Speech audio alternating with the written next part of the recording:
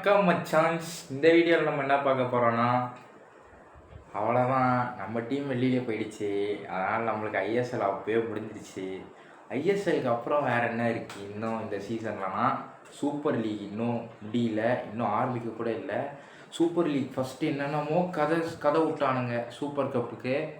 அதாவது இந்த வருஷம் பார்த்திங்கன்னா பெருசாக நடத்த போகிறோம், நிறையா குரூப் ஸ்டேஜ் வச்சு நல்லா கிழின்னு கிழிக்க போகிறோன்னு ஒரு பெரிய விஷயத்தெல்லாம் சொன்னானுங்க. பட் அது எதுவுமே இந்த வருஷம் நடக்கலை. ஸோ சூப்பர் கப் எப்போ நடக்க போகுது, எந்தெந்த டீம்லாம் இருக்குது, அதுக்கப்புறம் ஃபிக்சர்ஸு எங்கே நடக்குதுன்னு சொல்லிட்டு இந்த வீடியோவில் நம்ம பார்க்கலாம் வாங்க. ஃபஸ்ட்டு பார்த்தீங்கன்னா இந்த வருஷம் குரூப் ஸ்டேஜே இல்லை. வெறும் பார்த்தீங்கன்னா ரவுண்ட் ஆஃப் 16 மட்டும்தான் இருக்குது, குரூப் ஸ்டேஜே இல்லை. என்னடா சொன்னீங்க, வருஷம் ஃபுல்லாக நடக்கும்னு நானுங்க ஃபஸ்ட்டு. அட்லாஸ்ட் குரூப் ஸ்டேஜே இல்லை, ஸ்ட்ரெயிட்டாக இந்த மாதிரி ரவுண்ட் ஆஃப் 16 ஃபிக்ஸ் பண்ணிட்டானுங்க.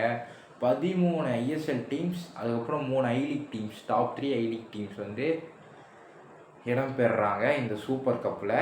ஏப்ரல் 21 பார்த்தீங்கன்னா ஸ்டார்ட் ஆகுது. மற்றபடி மேட்ச் டேட்ஸோ இல்லைனா அதெல்லாம் இன்னும் கொஞ்சம் ஒரு 1 வீக்கில் சொல்லிடுவாங்கன்னு நினைக்கிறேன். ஓகே, ஃபஸ்ட்டு பார்த்தீங்கன்னா எங்கே நடக்குதுன்னு பார்த்தீங்கன்னா ஒடிஷாவில் நடக்குது.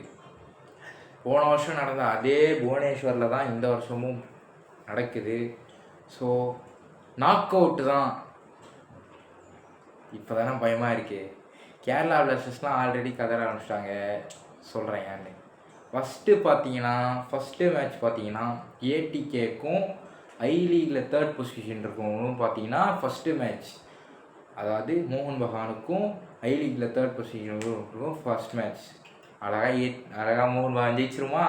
செகண்ட் மேட்ச் பார்த்தீங்கன்னா கேபிஎஃப்சி சிபிஎஃப்சி. ஸோ இவங்க 2 மேட்ச்சில் யார் ஜெயிக்கிறாங்களோ அவங்க 2 பேருக்கு செமிஸ்.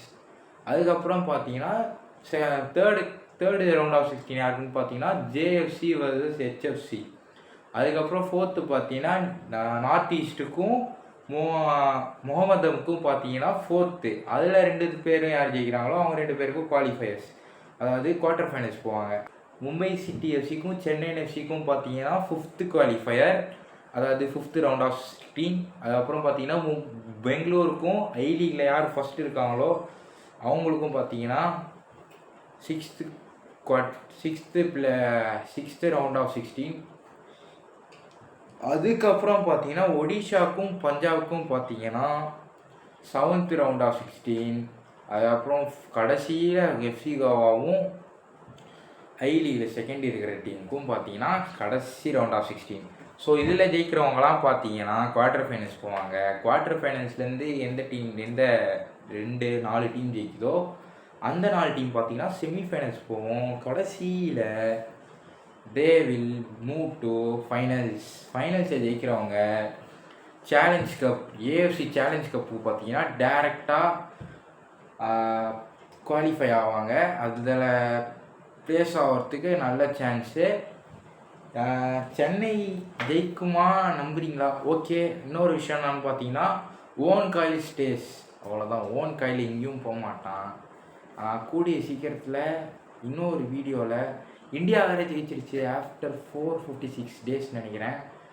அது ஏன் இன்னும் வீடியோ போடலன்னா, பங்களாதேஷ் கூட முடித்தோடனே நிறையா பேச வேண்டியது இருக்குது. ஸோ நெக்ஸ்ட் வீக்கில் அதை பற்றி வீடியோ போடுறேன். Until then bye, Tata, see you. அப்புறம் பார்க்கலாம்.